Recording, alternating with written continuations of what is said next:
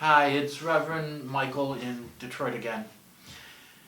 It's exactly 1 week before the election, and it's a very sad day in this country, especially if you happen to be a woman.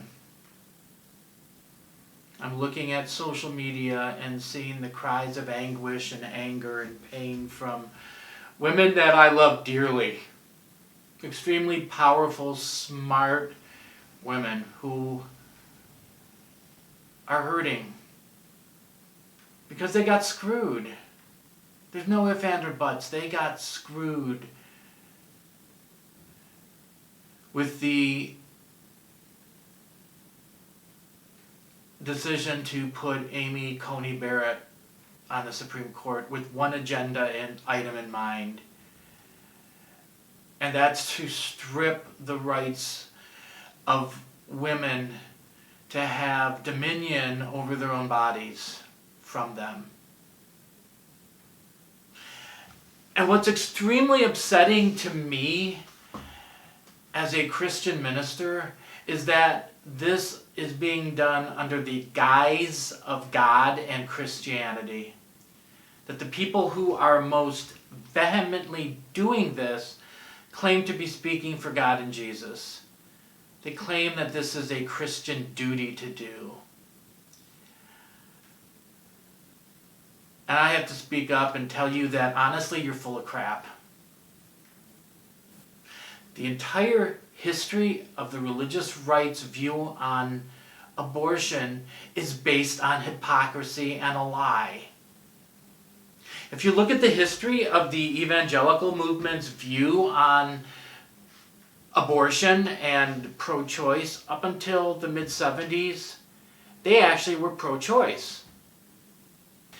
And what happened was a bunch of men decided that since African Americans and women were getting too uppity, they needed to find a way to deal with it, especially within the evangelical church. Because up until now, at that point in the 70s, it became no longer, no longer desirable to be overtly racist. So they needed to find something else to rally around. And since women too were talking about empowerment and going to work and embracing their full power, these men decided that they needed to find something that would, quote unquote, distract them and keep them home. So they appealed to women to, fight abortion. But the irony of the situation is wrapping it around a flag of religion and Jesus is based on lies. If you look at the Old Testament, if you look at Scripture, they believe that life began at birth. In fact, historically, in many cultures, they didn't even name children until several days after they were born because they understood that sometimes kids died. And to be quite honest, the Old Testament is full of at least 10 instances where God didn't really care about children. And in fact, in Numbers 5, there's a recipe given by God, theoretically, to perform an abortion. Look up the ordeal of bitter waters. And in fact, at a time in history where abortions were more common than they were today in Roman times, Jesus said absolutely nothing about abortion. So I'm going to say it again. It's crap. It's a lie to really believe that protesting in front of an abortion clinic, firebombing abortion clinics, stripping women of their rights of their own bodies is somehow holy and religious. I'm going to tell you something. Jesus would be more likely to be holding the hand of a woman making one of the most painful choices of their life, deciding to terminate a pregnancy for whatever reason. Jesus would be in the room with them, comforting them, loving her, hugging her, praying and crying with her.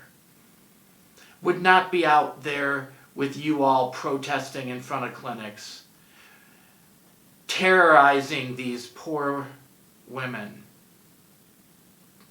In fact, if you saw Jesus outside of an abortion clinic, more than likely Jesus would be doing the same thing that Jesus did to the money chasers in the temple, be chasing you all with whips and calling you hypocrites. But beyond the idea of pro-choice being about abortion, it's not. If you actually talk to pro-choice people, men and women, you're going to find out that quite the majority of them are pro-choice, but they're personally against abortion in their own life. Now, me as a man, I honestly feel that I don't have a say in the matter, even if it were my partner. It's her body, it's her decision. I would stand by her. So I don't feel as a man that I have a say, but I'm personally against the idea of an abortion in my life. Just about every pro-choice woman I know feels the same way. And even the ones that, for whatever circumstance, chose to do it, they didn't do it because they thought it was fun. No, they agonized over the decision. They were traumatized, many of them, by choosing that, but they felt they had no other choice.